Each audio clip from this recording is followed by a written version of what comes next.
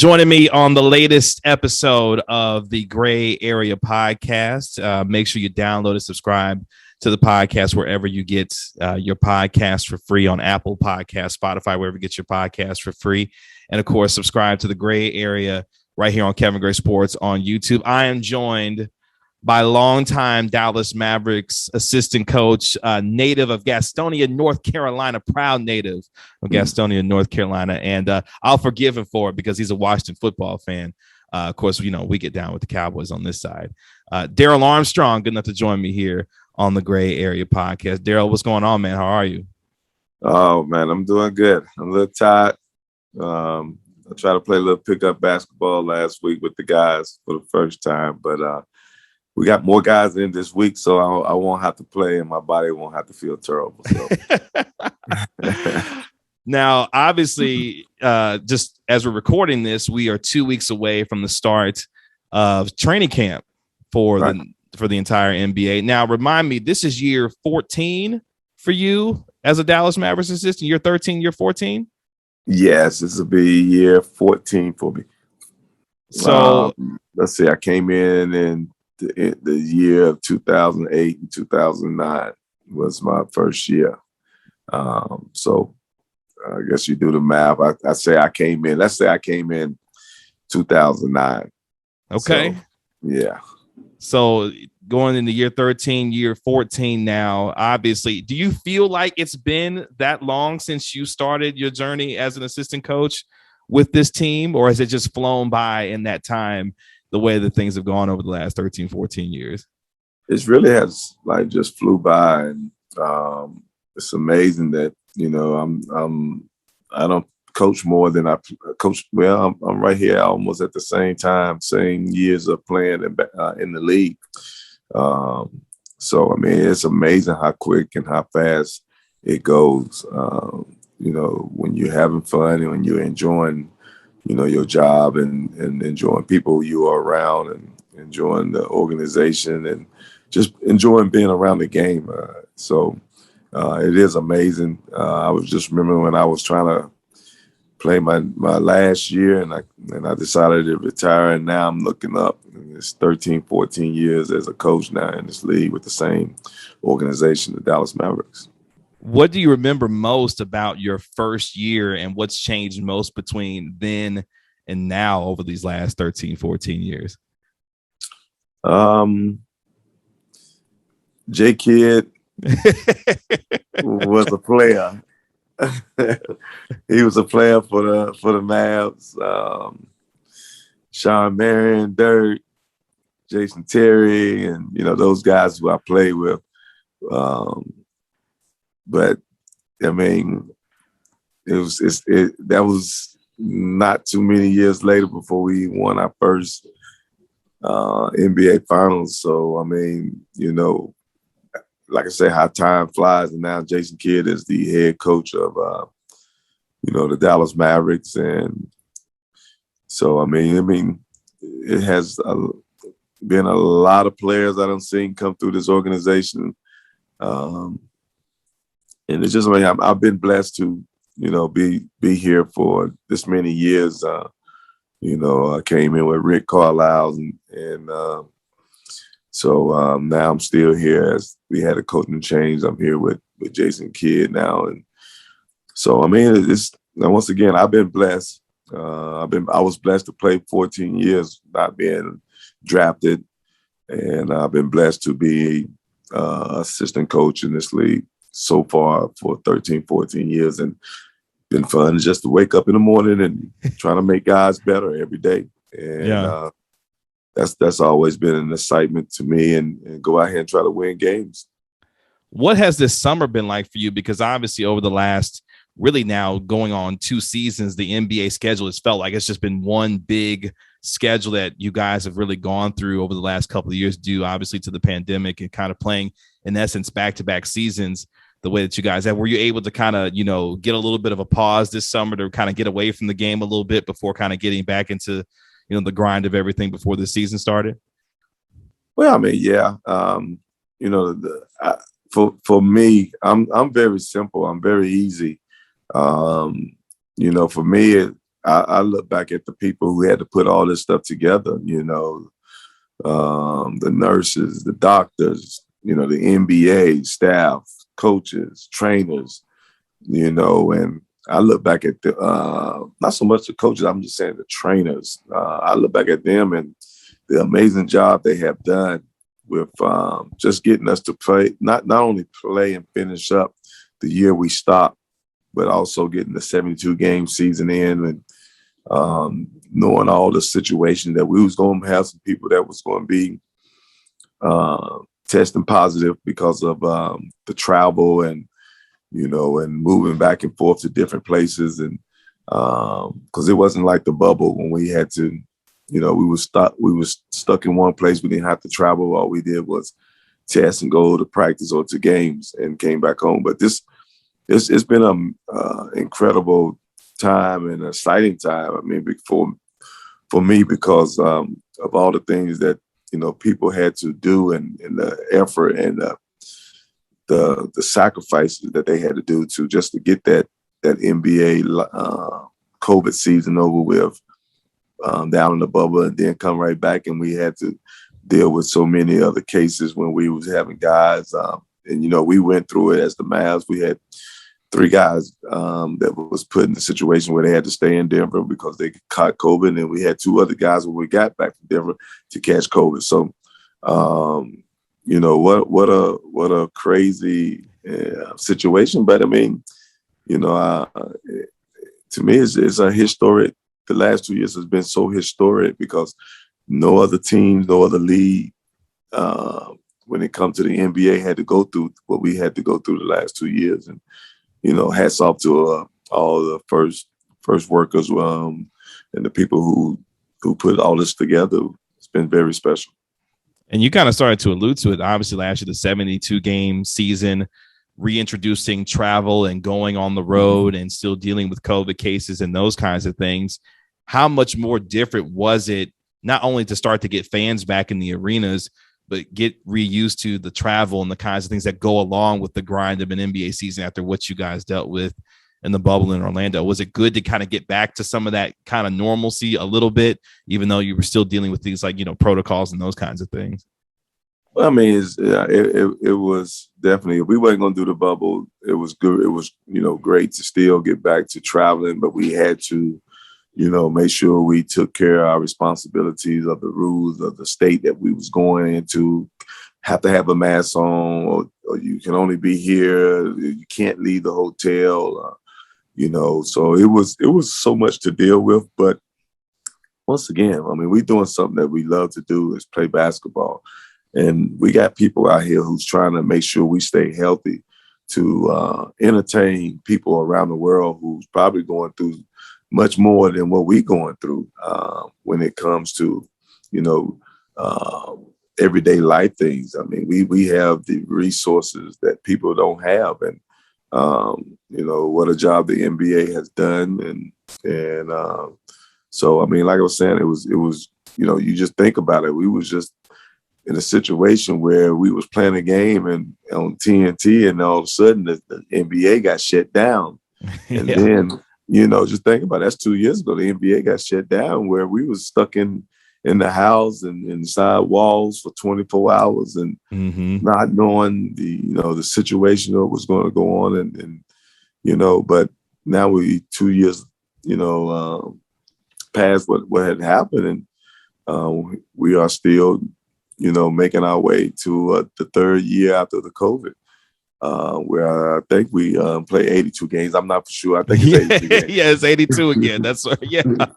So, that was the goal for the NBA, to get back on track and, get those games back together. And then it was exciting for not only fans to come back to the game, but for the players, for the coaches, for the organization people to see our fans when we came back for the playoffs.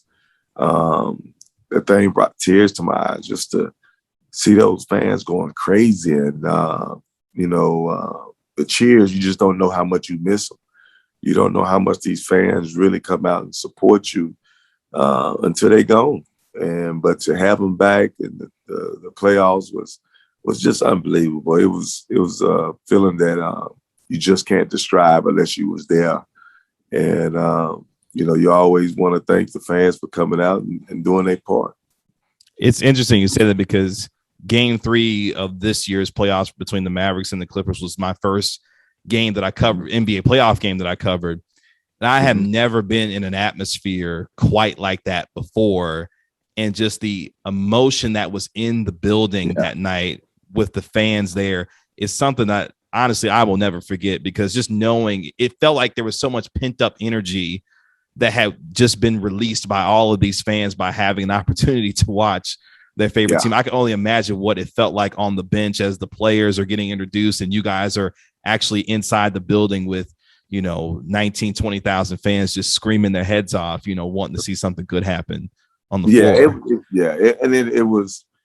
It's hard to describe. Cause like I say, man, when I came out there, getting ready for it, and I started lineup, they were just finishing the Clippers, and when they got to us and introducing us and showing the introductions of the for the players for our team, and then all of a sudden announcing the players, it was just crazy. It was something that you just can't describe. And then that first 5 or 6 minutes of the game where we came out 20-4, and oh my God, it was amazing. I mean, it's just something you just can't describe, but you are in that moment.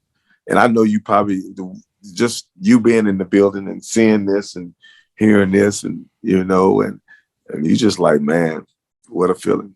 What a feeling, especially the best time of the year is the playoff. And you got to go through the grind of the season to get to where we was at. And, even though we didn't finish the season up strong, but, that was one special moment last year, just having our fans back.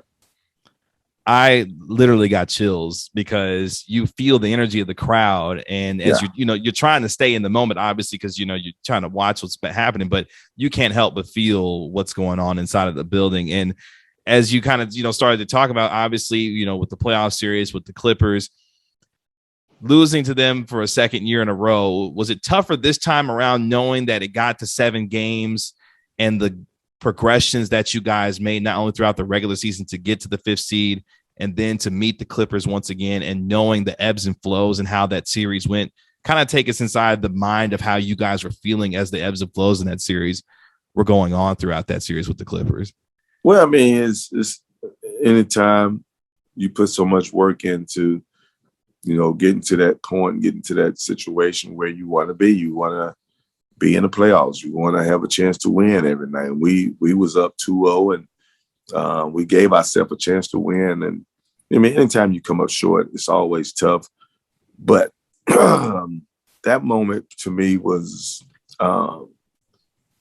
just having our fans back was the biggest moment to me. And I wanted to win. I know everybody wanted to win, but just knowing that feeling, that our fans was back, and it almost made it feel like basketball was back. The world was getting back on its feet, and but for us, once again, we didn't finish, but I was just so happy and so pleased that we got back to the point where we had a full crowd, a packed crowd in that building that didn't come to just sit down. They came to cheer. So, that was a to me, that's the moment I took out of our whole season, just giving ourselves a chance to come back home and have them fans just go crazy. And I know we didn't do what we were supposed to do, but it was hard for me to be disappointed. Yeah, I'm disappointed, but it was the things that every team and all the teams, all the players had to go through, and coaches and trainers, and it was a special moment to be in that building. And then if you weren't in that building, you missed out on something that was special. Because I mean, I heard our crowds before. I've been in 2 NBA finals with the Mavs as 2006 as a player and 2011 as a coach. Can I say they blew the building off last playoff game, last series? Yeah, that's the loudest I heard that building. And was it even more so than 06 or 2011? Really? That was the loudest I heard that building, because I think, to me, because the fans hasn't been in that situation in 2 years, almost 2 years. In the way we came out, the first 6 minutes was the loudest I ever heard. Wow. I would love to say, it was when I played as a player, or when it was 2011 we won it. Yeah, that building was nuts that night. And wow. maybe I might be over exaggerating, but I mean, it was a long time for coaches and players to hear those cheers like that. Yeah. So, but those cheers was oh man, I think you can hear those cheers miles away. Because like you said, Kev, I mean, think about it. The fans was coming to get some steam off their chest as well. Yeah. They got a chance to get out of their house at night and come and support us. So, once again, what a feeling. Now it's time for us to continue to rebuild this situation of getting back to where we need to get back to the level of basketball. And so I'm excited. Like you're saying, it's 2 weeks to go into the season before season training camp start. And we got guys in the gym that's working hard in the voluntary workouts and things like that. And so it gets exciting even more, still not knowing what's the situation going to be with fans because of, COVID going back up and, things like that. But, it's still exciting to get back to work. And now I'm on a new journey with a new coach and Jason Kidd and his new staff. And so, the boat, the ship, what they say, the ship don't stop. That's right. The train don't stop, and here we go. We're about to head into another year of Mavs basketball, and hopefully we can find a way to get back to that next level that we need to get back to, and that's the championship. And you started to allude to it. Obviously, this franchise going through the transition, Rick Carlisle leaving after 13 seasons, Donnie Nelson after 24 seasons, with this team. For you, kind of a two-part question, obviously dealing with the transition and now working with Jason Kidd.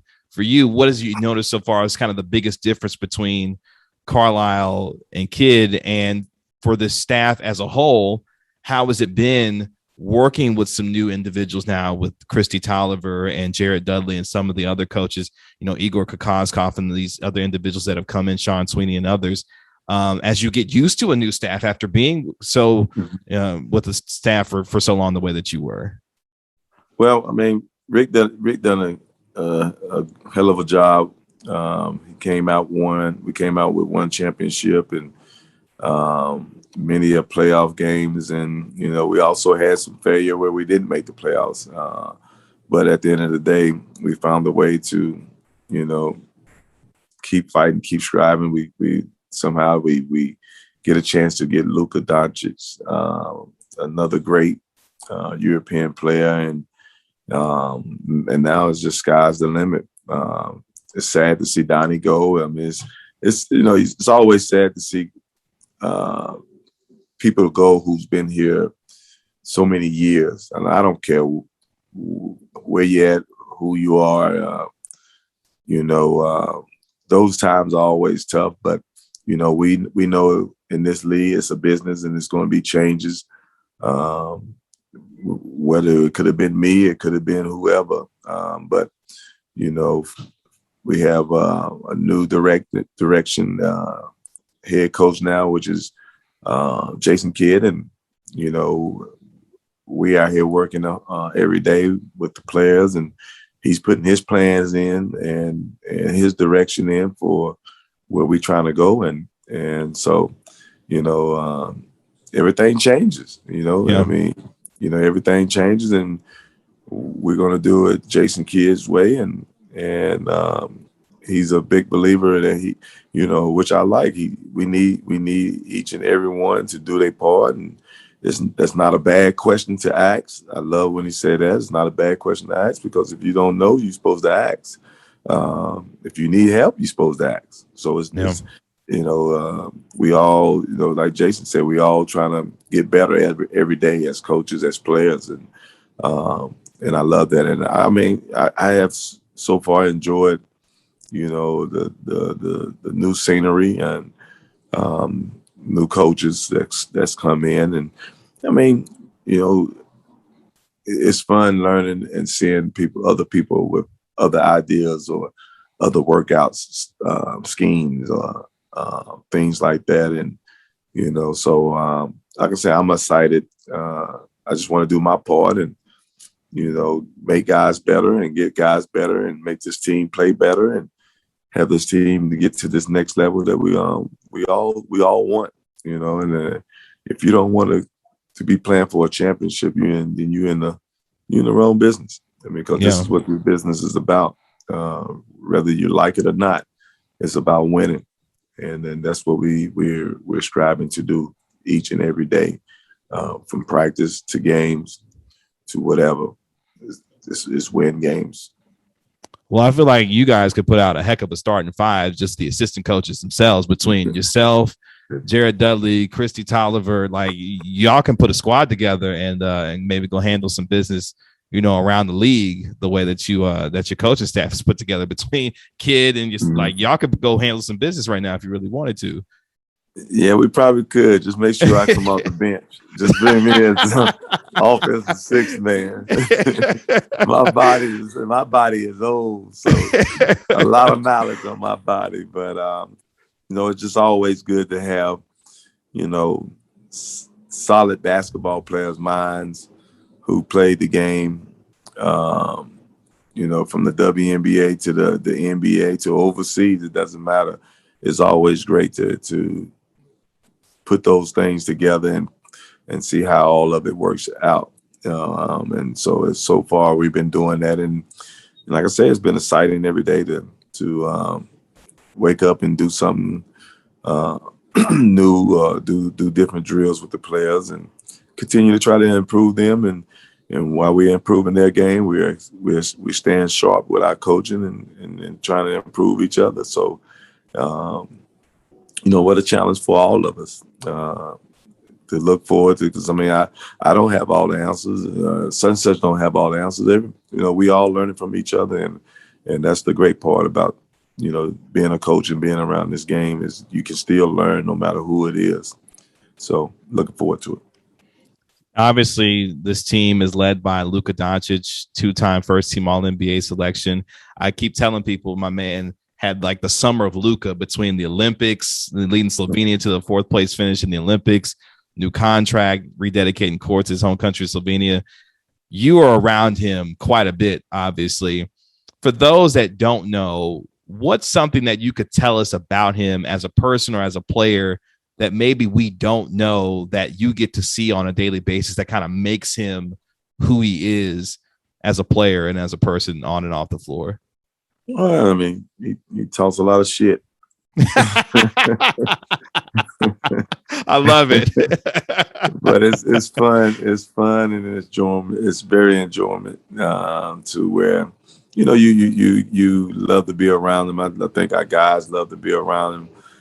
It's just about having a good time and making work fun, especially making work fun and improving your game at the same time. I think people really don't realize how close these guys get each and every day because we have to be around each other so much.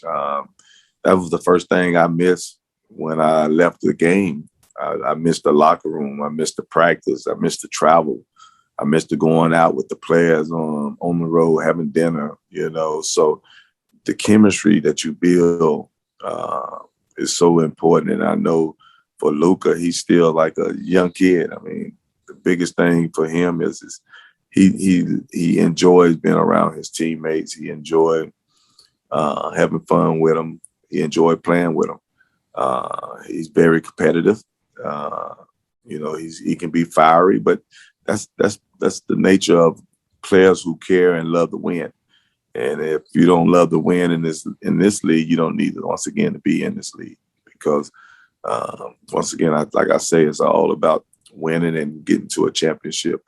And I know that's one of his goals. He's done it with Real Madrid, and now he wants to do it with the Dallas Mavericks. So let's see if we can put that together. But for the fans, I mean, he just and when I call, he talks a lot of trash. It's fun trash.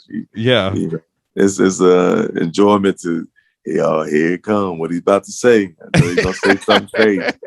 And but he's just so competitive, and whether it's 1-on-1, after shoot around. Come on, DA, let's go 1-on-1. Let's go 3 spots. Game to 3.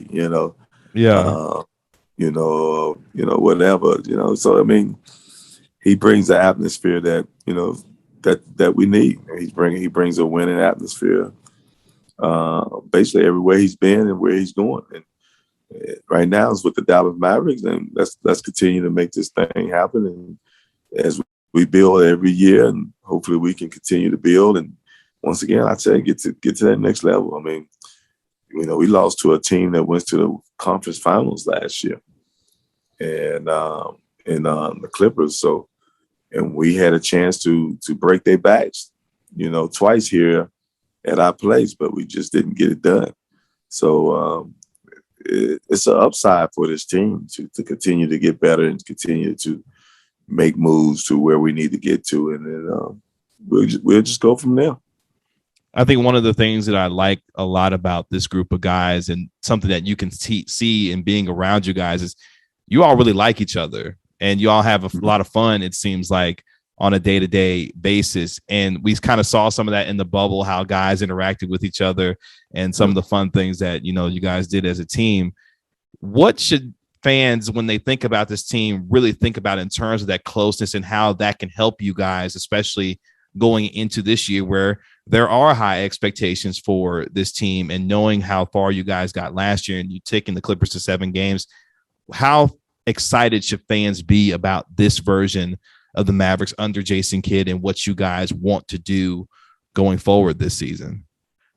Well, I mean, they understand that we have a coach that got drafted here, left and came back and won a championship with this team, and so he has the knowledge and understanding of coaching and winning. And so, he's put a staff together that he feels can give us a good chance of winning.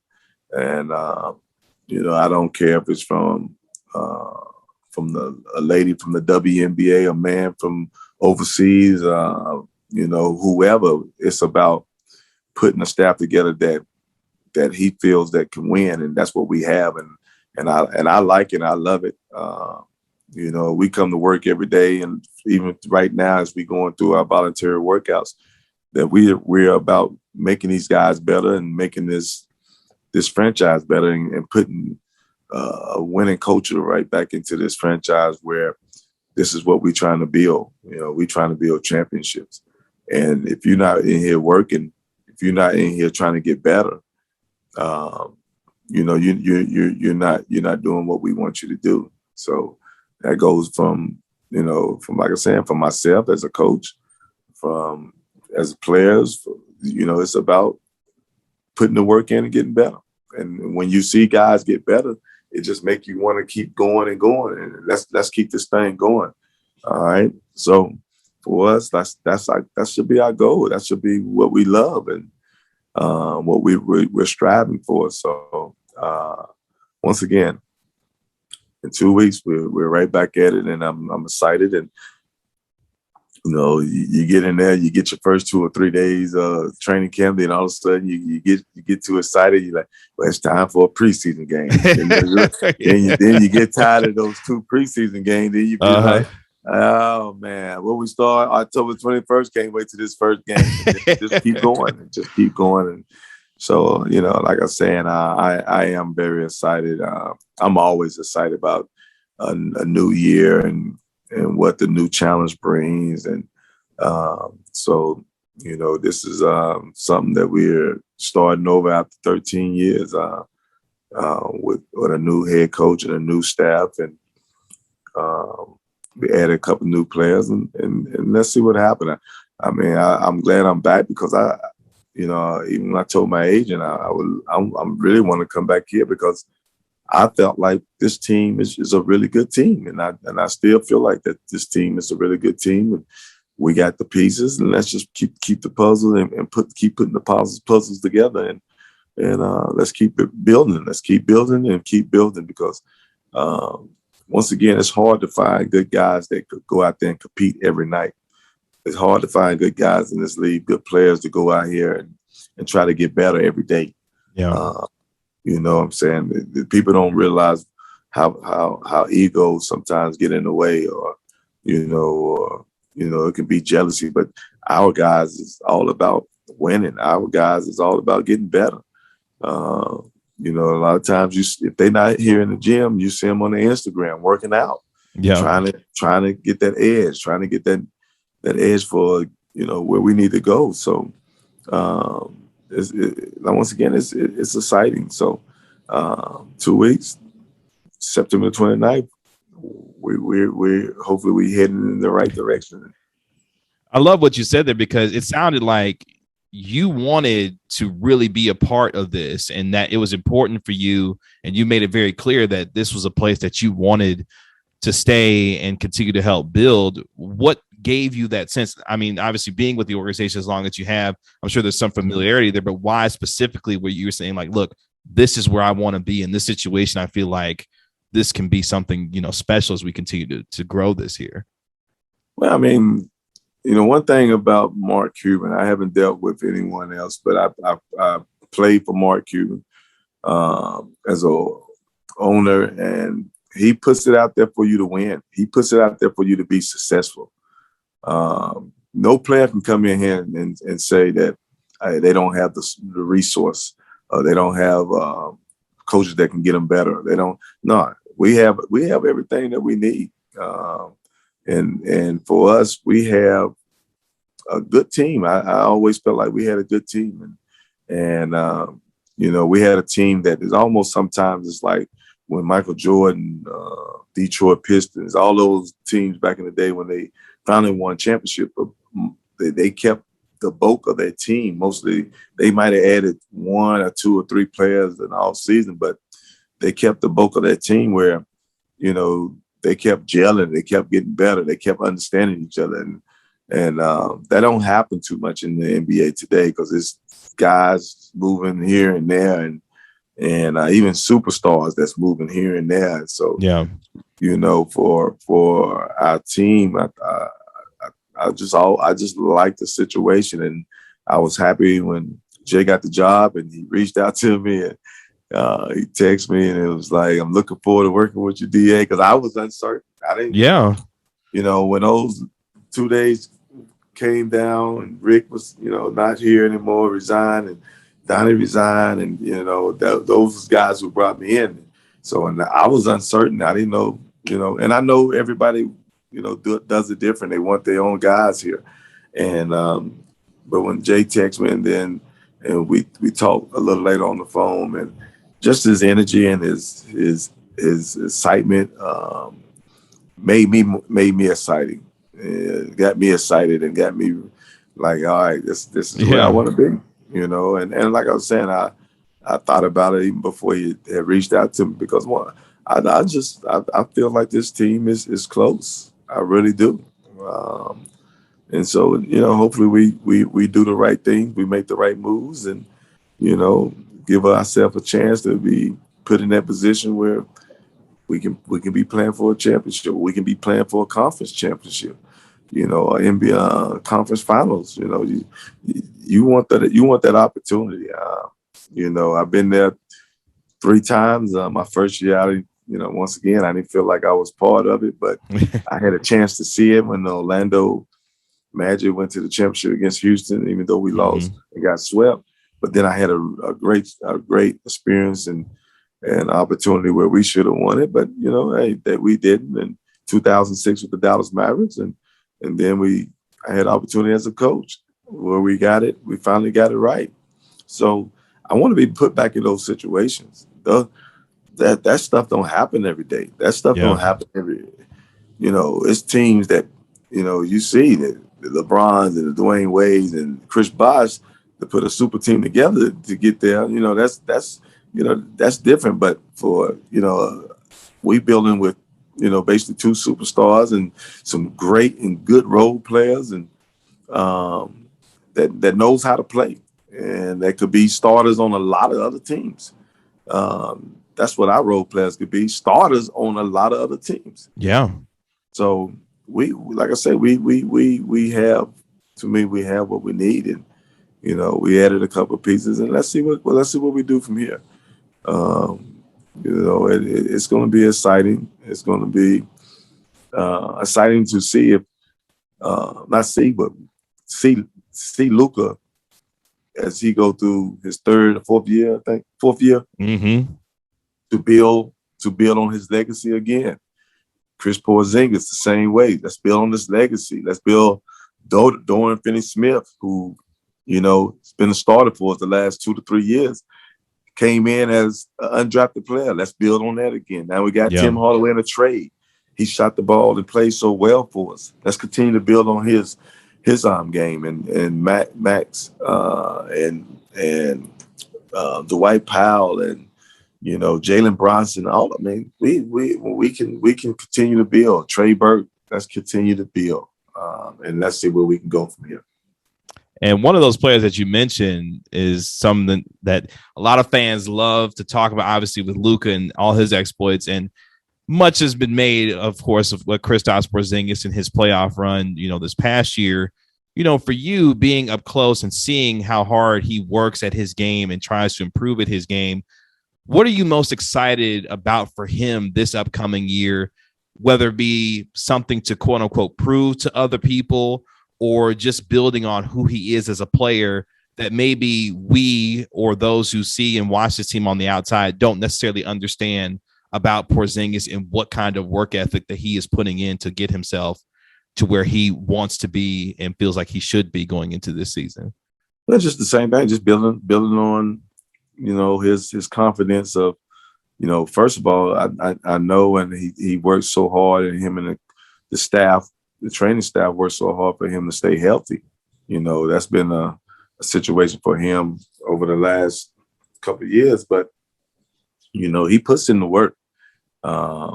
We got to find ways where we make him look successful as well, getting him the ball in places where we know he can score. One thing he can do with him and Luka is they're really good pick and roll players. And if he's not in the pick and roll, he spaces the floor if he's up top. He's going to have to roll sometimes this year. I think he caused a problem when he rolls to the basket because he's 7 foot. That he can cause a problem if he doesn't have the layup or the dunk. He knows how to pass the basketball out. That's one thing I think a lot of our fans don't understand about Chris Porzingis, that he's very unselfish. He plays the game the right way. He's our second superstar. Even I look at Tim Hardaway as one of our superstars. And Luka is our main superstar, and Luka has the ball a lot. So now it's just about us putting all those things together, and how can we make Chris Porzingis successful as well as the rest of the guys, the rest of the team, and that's what it's about. Luka, we know Luka can't do it. We can't allow him to put the pressure on him every possession down the floor. Yeah, that's not going to do it. Michael Jordan never had, the pressure of bringing the ball down every time. So that's why they ran a system, and Michael Jordan, he conquered the triangle offense. Yeah, and he gave up the basketball. He ran the train offense, but a lot of times the ball, it was crazy. It's going to find you back. It's going to find you when you do give it up. The ball, a lot of times, usually tend to find you back, and you make plays or make shots from there. But it's got to be other ways that we can, get Luka involved. It ain't always him have to bring the basketball down the floor. Yeah. We need to take some pressure off of him when it comes to that. But it'll be exciting. It's going to be fun, and it'll be interesting to see how we put this thing together to hopefully show the fans that we have a great system, a good situation of how we get other guys involved, and how these guys can help Luka every night in every situation. Last couple things before we get you out of here. We've talked about the idea, of course, that going into year 14, with this team as an assistant here and obviously working with the new staff. Are you having as much fun as you did when you first started, knowing the journey that you've been on and what that has brought you to, from being in championship situations, winning a championship as a coach, and now watching the transition from Dirk to Luka now, and to see where this team is? Are you having as much fun now as you did when you first started as an assistant? Hey, this is one of the best jobs in the world. I appreciate me not knowing what this journey was going to take me, where it was going to take me, where I'm at right now. The hard work that I had to do, and the extra work I had to do to get better and better.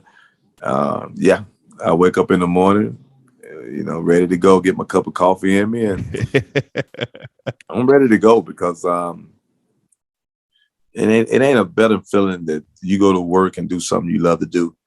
And, it helps your day go by fast because you're enjoying your situation, or you're doing things that, around the game that has been exciting for you as a player and now as a coach. I can't wake up and be like, that's not me. I can't wake up and be, oh man, I gotta go in here. No, I think the players will tell you. The players will tell you, oh Lord, here come DA. You running that mouth.